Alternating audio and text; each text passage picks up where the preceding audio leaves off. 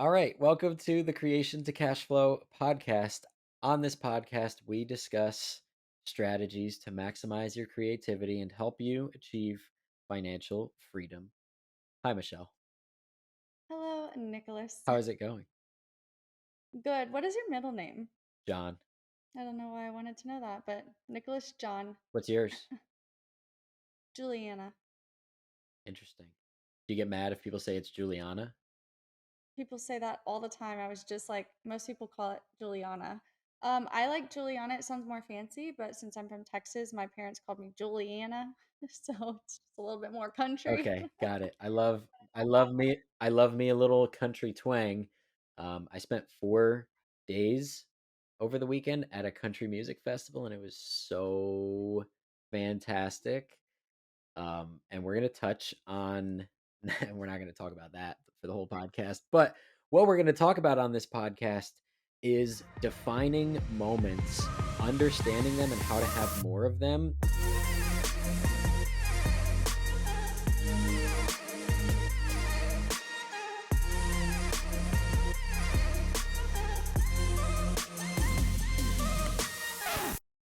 Before I had heard about this, it sounded like if I just pitched that to myself, I was like, we're going to talk about defining moments. I'd be like, oh, I think I might check out a different episode actually, like for this car ride. But I promise this was so eye opening for me when I started to understand like what are the four types of defining moments. And then when you understand them, you can start having more of them. Like these moments that, like good or bad, like make you who you are, because typically they're good, but sometimes it's like that bad one. And when you understand them, you can put yourself in more scenarios to have them and become who you want to become rather than just being who you are today. So that's why we need more of these. I was going to ask you, what is the main reason why you would even want more defining moments? Like, what value do defining moments bring you? Great question. To me, I think that they not only make you more aware of who you are, but they shape who you are. And sometimes in good ways, typically in good ways, sometimes in bad ways too. But if you understand them, you can avoid certain like defining moments that are going to like push you to be a worse person, but you can put yourself in more environments where you're going to have that moment of like you ever just like come back from a retreat or a vacation and you just feel like you're brand new? That's like the feeling of like after a defining moment, but like vacations are not a defining moment.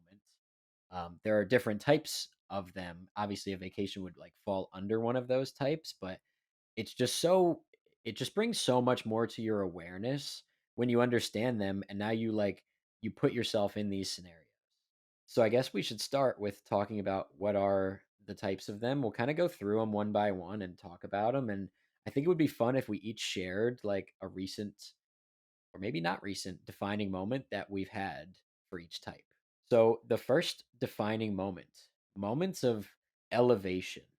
And what this means is places where you are in an environment and you're just totally absorbed in it. So, for example, a wedding, a vacation, a concert, places where there's decorations and things, and you just feel like you're at something special. These are moments of elevation. And it's just so crazy what they do to you as a person. Because, like, for me, like this weekend, like my favorite musical artist, I had to say this the other day in my Spanish lesson. They were like, "¿Qué cantante es tu favorito?" I was like, my favorite, like just musical artist in general in all of life is Luke Bryan. I was literally, oh my God. I was like, I hope it's not Luke Bryan. I literally have a photo with Luke Bryan. That is so funny that you just said that. You have a fucking picture with Luke I Bryan. do. I have to find it. I do. From a country music festival in Texas. I'll find it. That is so funny. I was just thinking his name. That is like, wow. Okay, I know you have a million things to do. Scratch all of them, dig up that picture. That's now priority number one. I'm jealous. I've seen Luke Bryan a couple of times in concert, and like the way I will fight people to be right next to the stage, like, I was, like, 15 feet from him for his entire set, just, like, bellowing the lyrics. I know every single song, so, like, of the 17 or 25 or whatever he played, there was only one where I, like, didn't know every single word. And he's just classic, like, country radio, like almost like some people say he's fake country. Whatever. The point being, I could ramble about him all day, but the point being, this weekend, 4 days of country music concerts, being like 20 feet from like Jake Owen, Luke Bryan, Kane Brown, like a lot of like classic country artists. Defining moment for me. Like I will never ever forget it. I had so much fun. And like at a concert, like you're in this, you're absorbed in this environment. You got people all around you, drinks are flowing, you're eating shitty food, and like you're in it. And it's just so special. Weddings too. Like you ever just leave a wedding and you're just like, love is in the air right now. So these are like those moments of elevation. Can you think of one maybe recently or maybe ever that just like was so defining that it just comes to mind for you first, Michelle? Like wedding, concert, anything like that? I think when I was at Jamie Foxx's house last month, just like being at his house, sitting in his living room with him, looking at his Oscar, like looking at all the trophies he's won, and just talking about acting and being able to just have a conversation with him and like I don't know. It was so surreal because Jamie Foxx is somebody that I love watching. I mean, he's very talented. Like even in the movie Ray from like early 2000s, like he's just such a talented artist all around. And just hearing him talk in person and just talk face to face with him was so defining. Like as an actress, and having him, like, give advice, I don't know, it was just very surreal. It just felt very surreal where I was like, right now I'm in Jamie Foxx's multi-million dollar home in Los Angeles, and I'm overlooking like, it's the view that I've always wanted, and I don't know, it just felt like one of those defining moments where I was like, "This is happening. This is the start. This is like if I can be here, I can be other places." And it just made me super grateful for, like, all the other defining moments I've had in life. That's such a good example and a good word to describe it, surreal. Like usually when you're in one of those defining moments, especially now that you know about them as a listener, like you're gonna look around and be like, is this real?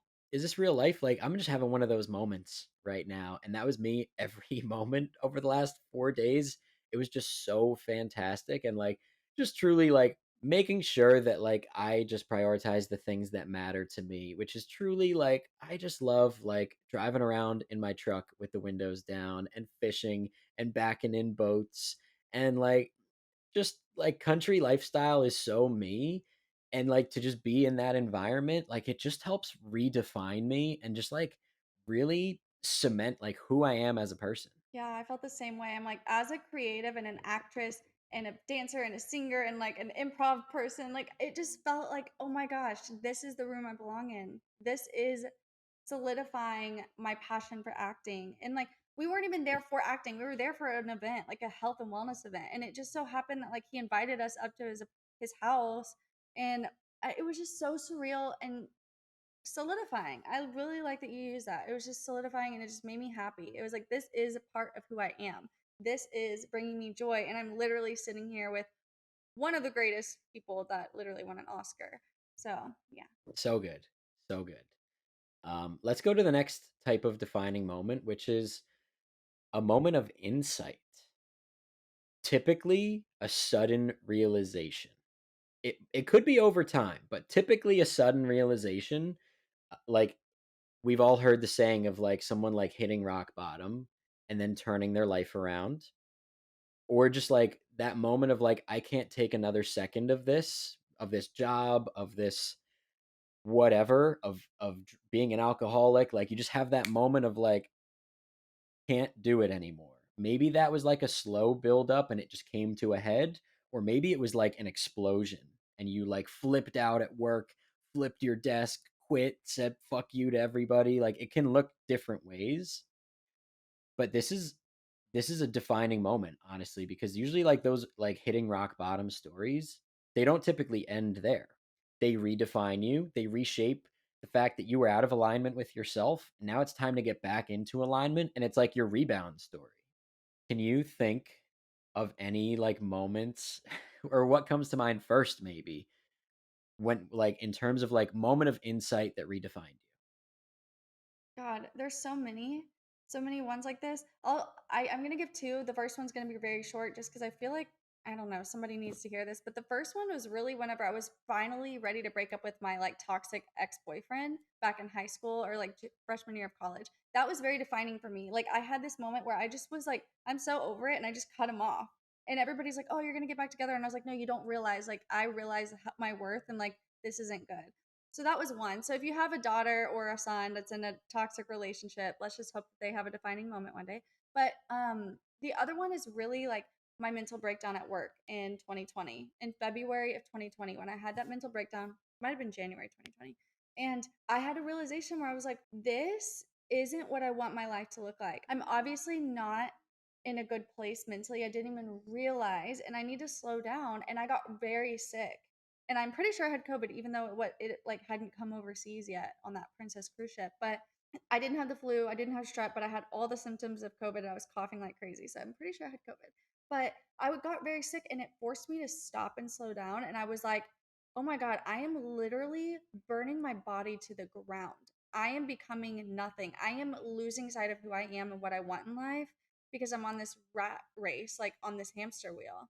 And so that was like a true, like, oh my God. And I needed to have that mental breakdown and get sent home from work. Literally got sent home from work because I couldn't stop crying. I was like, I don't know what's wrong with me. What's wrong with me? Like, I was so shocked. And I was also like, I'm happy because, I'm a positive person. But obviously, my body was like, homegirl, chill the F out and go rest. Right? You're full sobbing and you're like, "I'm happy." And they're like, "Go home." That's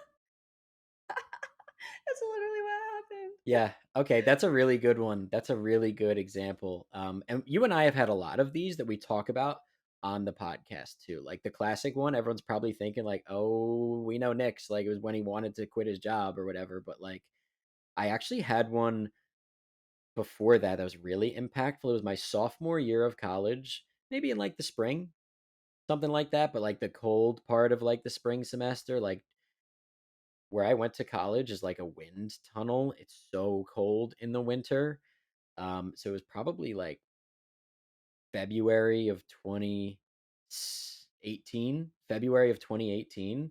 And I just had this moment of like, I am so fucking off track right now. I'm like a bad person. I feel I'm just here to party and get by in my classes. And I feel like shit. And I don't look super good or healthy or happy. And I was like, what the hell's happening? And I just had this like breakdown. I was living in a 3-story townhouse with some of my roommates at school. I was on the second floor. So like there was a second floor with 2 bedrooms and a tiny bathroom. Third floor, 2 bedrooms and a tiny bathroom. And our shower looked like a little space shuttle. Like for some reason, it was like really rounded. So it felt like you were getting into like this weird pod, whatever, on campus housing at Rowan University. Um, who was I to complain about the shape of the shower? But like I was just in this funny little pod and taking a shower, and I put the water to just like freezing cold. And literally sat there in a ball, and I don't think I cried. I wanted to, but I was just like too tough guy to like even find a tear to give. But I was like definitely having a breakdown, and I just like sat there and froze myself. And then I think I might have mentioned this before when I like discovered cold showers, and I just started like giggling. I was like, wait a minute, like, why am I laughing during this moment where I'm trying to cry?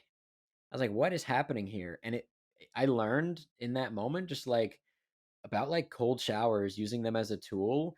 And it just set me on this path of like, what other self development tools are out there for when I feel like shit? What else is out there? And not long after, like, started tapping into yoga and all these other things because like my body was so tight from just going to the gym for a few years and never stretching ever.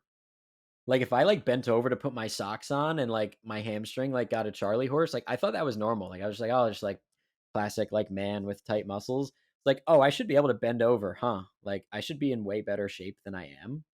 And it was like this rock bottom moment of like that set me on this path of self development that like years later I was like, I can't even hide this anymore. Like I need to make social media accounts and like share this side of me because for 2.5 years, I was like this closeted self-development student, um, and like almost like hiding habits that like I'm getting into meditation and yoga because like my friends would be like, "Hey, are you getting into like making love to other men too?" Like you like like you know how men would be, and I was like getting in touch with like that other side of life and like being in touch with like your feminine a little bit, like actually taking care of yourself, which is a nice treat for a person who has not been. So it was pretty crazy, like this like rock bottom moment. Next one, moment of pride, moment of great accomplishment or completing a large challenge. Maybe you stood up for what was right. Maybe you won an award, something like that that you did. And you were like, I'm so damn proud right now that this is just going to forever shape me. What comes to mind for you? The fact that a few years ago, when I first got married, I had a I had an apartment that was super dark, and we only had furniture that was either we found on the side of the road or was given to us, and we just didn't have any money. And then the fact that now I'm living in a penthouse in Los Angeles, and it's the view I've been wanting and dreaming about my entire life, and that we're here, and it's like I'm so proud of myself because I did this. Like, I've put in the work. I'm glad nothing was handed to me. I'm glad I'm not a Nepo trust fund baby that people on social media always say that I am. They're like, oh, you just have a trust fund. Oh, you have a rich husband. I'm like, both of those are wrong. Like, both of those are extremely wrong. And I don't explain myself to people because I don't think they need to know. And the only, I don't know. The only thing I would say too is like, I don't know why I'm bringing this up. Maybe I'll cut it out. But I don't feel the need to say anything on social media about the finances, especially in my relationship, because even women, and I know they don't mean to, but they're like, dang, what does your husband do for work? All the time. And I don't think they realize I got this apartment without even putting him on the application. I own both of our cars. He has a job, but he doesn't make that much because I just want him to do something that makes him happy. I don't need him to make money. I'll make the money. I make the money. Like he doesn't need to make money. I will take care of him as long as he's like taking care of himself and like helping out, you know? And I think that's so not normal. So I don't want to say anything about it for one, because I don't want him to feel any type of way. But he and I know he doesn't because he's just like, I'm doing what I want to do. Like, whatever. Um, but I think I'm just proud of myself because there's that like song going around like I am a rich man, or it's just that like those songs where it's like I'm looking for a man in finance, trust fund, 6'5", blue eyes. It's just funny because people are making remixes to that, being like, and I said, "Mom, I am a rich man," and it's kind of like, "She's a manny, da da da da da," and I just love that. I don't know why I'm bringing that up right now, but it's almost one of those things where it's like, in the past, I dated guys only that were millionaires, like only rich, rich, rich guys, and then I came to this point where I was like, "Do I want to be that wife that doesn't have a true connection with her husband? No, I don't." And then I like switched it, and I was like, you know what? I'm gonna find somebody with good character. I don't care what they have or don't have. I can make my own, and now I have. And I'm just proud of myself because as a woman, I know that's not normal. It's not normal. And I don't know, I'm just kind of proud of myself for that. And I don't know why I'm bringing this up. And again, I don't know if I'll cut it out because it's such an insecure topic for me to talk about. Because I don't want to ever put anyone down, but I'm also just like, do you know how rare that is? No, it's so impressive. And like you're living like you moved last week. So like you're still like kind of in this defining moment. Like they're not always a 60-second moment. Like because you're still like unpacking, I assume, and trying to like get things right. So like until it's completely finished and like you could just have that moment of like, oh, I'm done. Like you're still in the defining moment of like moving into the penthouse that like you earned yourself. And that's obviously that's going to define you forever. Like especially because you don't care. I'm not trying to speak this into existence, but like if in 8 months you were like, oh, something happened and we got to move someplace else, like that was still a defining moment that you had, and it will be part of what helps you get back to a different penthouse somewhere else in a better building or whatever. So like that's such a good defining moment that you should be so proud of.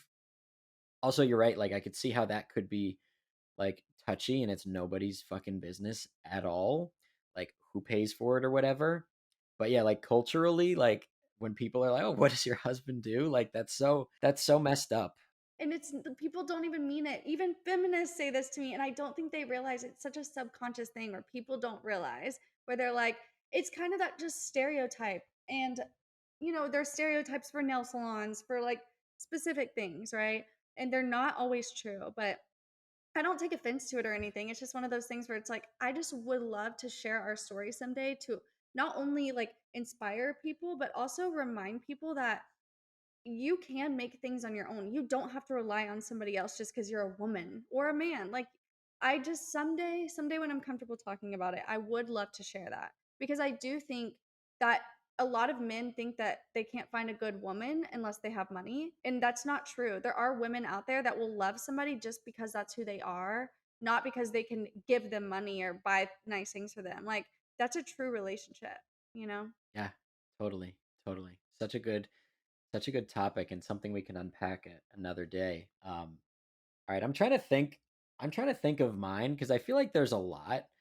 Um, some of them are some of them are strange though. Like when I graduated from college after like busting ass, because like the way that I did it was like a 5-year program in 4 years, and that's just how they set everyone else to like they set you up to do it at the college I went to. They're like, yeah, I mean, you're gonna take 7 classes some semesters, but like, good luck. Um, and I was obviously so proud of myself when I graduated college, but like I very quickly like got a job and was like, actually I hate this. And like it almost feels like it took back that defining moment, or it was like more of a defining moment of like, oh, I might have been on the wrong path a little bit.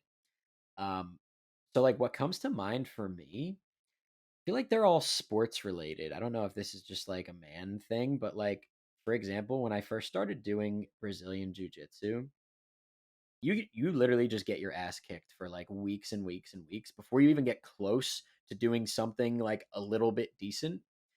And I remember the first time that I tapped someone out.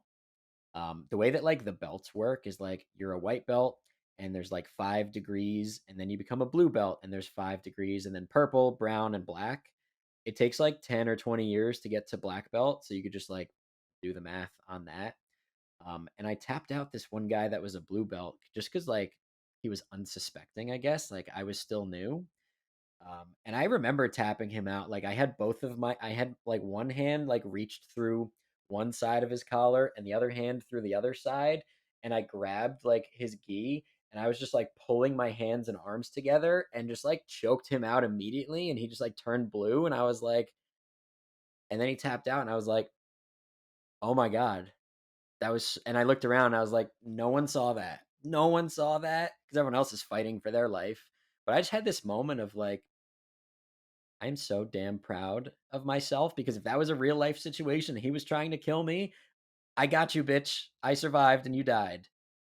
And that was so cool. And I could think of so many other sports moments like that, like where I hit like I'm playing basketball and like I hit a 3 pointer to win or something like that. Like they're all sports related, and I'm just so proud of every little like sports accomplishment because when I was younger, I was small. I was smaller than other kids, so it was not easy to play organized sports. So like as I got older and like caught up to people, like every little win in sports just like truly helped define me and be like, hey, like I'm not who I used to be.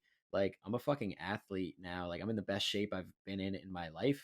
I could do like almost any sport. I can't ice skate or rollerblade at all, but like almost any other sport, like I'm pretty good at. And it's just like all these little defining moments of pride that were adding up and like defining me and who I was. It's just so cool. We have good ones. Like notice how they're bringing up like almost like sensitive areas for us. Like that's how you know that like these are real ass defining moments. It's exciting to dive into these. Yeah, because I also think it's important for you to remember like where you once were, because that way you can really empathize with people more. Which I know I always talk about. Like, I just want everyone to really understand one another more and be able to empathize with people, be able to give more, and like be a better person just in society. And when we're able to understand where somebody's coming from or just encourage somebody, like it's just more impactful. It's so true. It's so true. That's really well said. And I want to reemphasize now, like, now that you understand, we have another one to go through and then I'll kind of summarize them after. But like, now that we are understanding these defining moments, you can catch yourself when you're in them and appreciate them more. Cause like when I was like at these concerts and I knew like Luke Bryan was the last day and the last one, like I knew he was about to come out. I was like, because I'm right by the stage. I'm like, I know never gonna forget this. Like I know I'm forever going to look back and just like love this night and how much fun it was and how good of a day it was. And like it's so much easier to tap into gratitude because I know that's not easy for people. Like we're always like, be grateful, find something you're grateful for. But like if you know you're in one of these moments you're gonna forever think about, it's very easy to be grateful. And then like you really have this like out of body experience. I feel that basically every day. I feel like every morning I wake up, I just feel that way. And it's so wild because it's like, hey, I'm going to basically do the same thing I did yesterday. But I think it's because of my view. Like I look out and it's a different sunrise every morning. And it's just like one of those defining moments where it's like, I'm gonna really like appreciate these views one day. And I usually take a photo so I don't forget. And so it's just like the gratitude. I had to learn how to be grateful every day. Like people used to say that and I used to cringe and be like, shut the F up. Like, shut up. I am happy, whatever. But I've actually learned how to feel gratitude daily. Like actually like it's a new day. I thought that was just something people said, but it's a true thing that people can actually feel every day. And I'm in that state and I just love that. That's such a perfect, I guess, example of just like how it's unfolded. Cause same, like I used to always hear people be like, oh, be grateful, find something, write down three things you're grateful for. I'm like, why don't I just do something better than that? Cause that sounds stupid. But it truly works so well over time and reprograms the way that you think. And you'll just always be looking for things to be grateful for. Last kind of defining moment, connection. Moments of connection with another person because you guys endured hardship, almost like trauma bonding, like where maybe like, I don't know why this is the example I'm coming up with, but like maybe like you and your siblings had like a rough home life and you guys kind of like trauma bonded by like enduring hardship together. And it just forever makes you guys like you're more than siblings. Like you guys have been through something so special. Other good example is like when you join the military and or like a frat even, like your pledge classes and like the people that you endure that hardship with, you just forever have a special bond. Like those coworkers that like you both like hate the boss and the boss is always yelling at you guys and like it makes you guys come together and have a special connection that defines you. This one's kind of hard. I mean, I want to come up with a better one, but the first thing that came to mind, I think this is just because it was more recent for me, was when I did my yoga teacher training. That was not easy, and I was also the only guy doing it. So I just like had this like special bond after with all these girls that were just like they're like my sisters now. Even though like I never see some of them, others I see occasionally, but it truly was, I mean, I have so much love for every single one of them because like we had to go through 200 hours of teacher training together and like helping each other like not fall over like when doing handstands and like things that are not easy. Like there was one day where we all had to do, there were like 13 of us and everyone had to do a 45-minute like flow for people, like a power flow. So we had to do 6 or 7 of them in a day, like just back to back to back. We're all just like dying trying to get through this. And you just have that moment of like perseverance with your people. What's coming to mind for you? Anything? I want to try and think of another one for myself because like I want to find one that was a lot more traumatizing. No, that sounds traumatizing. Oh my God, doing that every day. I'm like, I can't even imagine doing one 45-minute yoga session at the moment because like I'm just not up in shape right now. I've been moving and I have not been in the gym. I'm looking rough, but I'm feeling rough is what I mean. I don't care how I look. I care more how I feel. So that sounds like crazy to endure something like that is insane. Like the biggest thing I was thinking of is just cheerleading. I mean, that's a sport. Competitive cheerleading, like consistently being thrown in the air and doing my backflips and all that. That's why I have residual abs on the top abs because of how many back tucks and backflips and stuff I did since I was 4 years old. So it's just like all of my all the girls and guys on my cheer squad, like the things that we did together and the times that they would catch me when I fell out of a stunt, like that was so bonding. and I know that's a sports reference, but there's times like in my life I'm trying to think, I'm so bad at remembering things I've been through, like bad things, I forget. I forget. Me and my sister always talk about this too. She's like, "How do you not remember?" My mom too. My mom's like, "I think it's cuz Michelle had trauma and then she just forgot all this stuff happens and that's how she's so happy." Is cuz I'm just like, "Oh, I forgot." Like I totally that doesn't seem like that was like really my life. And I genuinely have no feelings towards it. I'm like, "Oh, okay. I guess I compartmentalize." Which is not good for acting because I have to find those moments again in scenes and then kind of like as long as I'm not still working through the pain and trauma, I can use those feelings that I once had and implement that in the scene that I'm doing as an actress. It's a healthy way to like cry basically or get mad or get scared or whatever, be happy. But I don't know, there are little things throughout our life that there's just like if you and somebody in line experience this is such a small example. Say that you're waiting in line at Whole Foods and then you see like this crazy person walk by or they do something crazy. You and that stranger now have this bond because you're like, dang, did you see that? Did you just like y'all are like on the same level and you're like, ooh, that really impacted me to see that security guard tackle this unhoused person. Like it's just like trauma, right? But you're now bonded to this person. You feel connected to them a little bit more through that. Yeah, so true. Really good example too. Um, Another one that came to mind for me, road trips.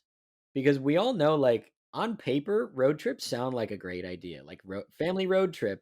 And then when you're actually in the car with your family for 13 or 28 hours or whatever it is, and you're trying not to murder each other, and you're just like, oh my God, are we like, get me out of this car?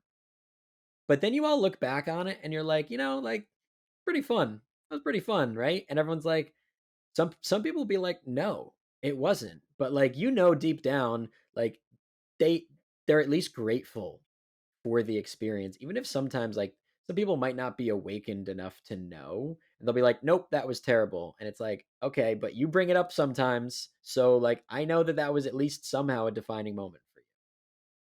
For sure. Like, so my siblings on my dad's side, there's five of us kids. We bring this up all the time, road trips, because I used to puke every time I would get in a car. I get so car sick. Like, still to this day, I'm always driving because I get very sick. And so they always bring up how, like, they would be always having to stop on the side of the road or like I would be passed out from Dramamine or I'd have a puke bag. Like on airplanes, they're always like, "Do you have your little throw up bag? Like your little white throwaway bag?" And so it's like, yeah, that in the moment it sucked for them and me and my parents always having to clean throw up off the seats. But we look back and we're like, dang, that was kind of like, that's just part of it. It's fun to look back on and like laugh about. Yeah, totally. And I feel like the best ones are like that, like, you can laugh about it. Like, one that, me and my girlfriend bring up all the time, we went to Nantucket for my birthday, not last year, maybe the year before, and coming home, we if you don't know where Nantucket is, it's an island off of Massachusetts. It's, like, super ritzy, which is not, like, my style typically, but it's also, like, just so quiet and, like, preserved, amazing food, and, like, that I can get behind. Um, and getting back, we missed the ferry that we needed to catch. So it ended up being because, like, geographically, it's not that far from New Jersey, but it ended up taking us maybe 17 hours to get home that day between, like, catching the next ferry, Ubers, bus rides, trains. Like, there was so much. It was just didn't come together great. But, like, we bring it up all the time and we laugh about it. And that's how you know it was like a defining moment where you, like, kind of had that trauma bond. I feel like travel plans make for a lot of these because they often don't go as planned or something crazy happens. Like, another one I can think of, my girlfriend and one of my best friends, we were flying back from Hilton Head. I forget if that's South Carolina or North Carolina. I think it's South Carolina. And we were flying into, I forget the name of the New York airport, LaGuardia. We were flying into LaGuardia, which is a very small, it's a very large airport, but the runway is very small. And we were coming into land.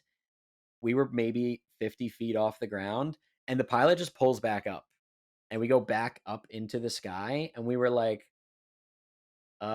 This is not what we were expecting. And then we started circling and like kind of flying by the buildings, and we were like, what is happening right now? And we got to trauma bond together, and we bring it up all the time, and we're like, remember like that one? And we're like, oh yeah, we're never flying into LaGuardia again, but like it's a memory, and we got to trauma bond from it. Yeah, I think it's important to remember those because even now, like anytime something goes wrong, I don't make a big deal about it because I'm like, I'm either like, we're gonna laugh about this someday, or I'm like, oh, this is gonna teach us something. And that's just how I live life. And I think that it's so important for us in the moments to remember, like, oh, there have been other things where I felt like it was the end of the world or that it was gonna ruin everything. And it really didn't ruin everything. And really, I'm the one ruining everything by this perspective that I'm choosing to have. And so I think it's just important to remember, like, don't take life too seriously. Like, things like that happen as long as you don't die. Like, use it as a way to like laugh about it someday and remember how exciting and unpredictable life can be. I think that's what I love about life. Yeah, I think so. I think so. And like also now knowing these things, you truly get to just have a bigger appreciation for life. Like I do it all the time too. Like I've injured myself so many times in this life, like so many terrible like emergency room style injuries. And like each one, I'm always like in the midst of it, I'm like it's going to be a funny one when we talk about it later, but like right now it's not good. Um, and I'm always that person, like, when we're, like, when we're stuck in the rain or whatever the stupid little thing is, I'm always the one that's, like, bringing it back to, like, "Hey, actually, like, we're bonding," and everyone's like, "Shut up," and I'm like, "You guys will appreciate this later. I know you will." So, to reemphasize the 4 types of defining moments: elevation, that's like the concerts, the weddings, you're in that environment, it feels surreal. Insight, those sudden realizations. You hit rock bottom, you can't take another second. Pride, those accomplishments, recognition. Maybe you stood up for something that's right or meaningful to you and it was difficult. And connection, where you endure hardship with others. Those are the 4 types of moments. We were just sitting on a bunch of them. Like, have you hadn't heard of these before I brought it up the other day, right? So, like, you were still able to, like, dig some of these up pretty easily because 'cause they're here. They've shaped who you are. So now that you understand them, like, you're gonna probably just, like, be a little bit happier tomorrow to wake up in your penthouse and just be like, "I guess I'm never ever gonna forget this." You're pretty tapped into you, so you probably already knew that, but, like, for all of our listeners, like, hopefully you were able to think of some of these defining moments as we were going, and they were coming back to you, and you're like, "Oh, so that's kinda why I'm like that." Now you can set yourself up for more. Go get the good seats at the concert. Go to that retreat. Don't hide from those sudden realizations. And like stand up for what's right and put yourself in places that are going to be challenging because then you get the pride of like completing the difficult challenge and also the connection with other people that were also completing the difficult challenge. So if you put yourself in more of these spaces, you will just become a better, more well-rounded person. And who doesn't love that? If you loved this episode, pay the tax. Give us the like or the comment, or go leave us a voice message on creationtocashflow.com. Share the show with someone else. If you love this, you got to let us know because otherwise, how would we ever know?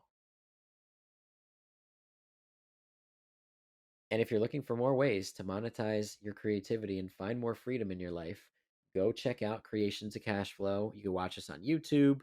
You could go get our short form clips on TikTok and Instagram and YouTube Shorts.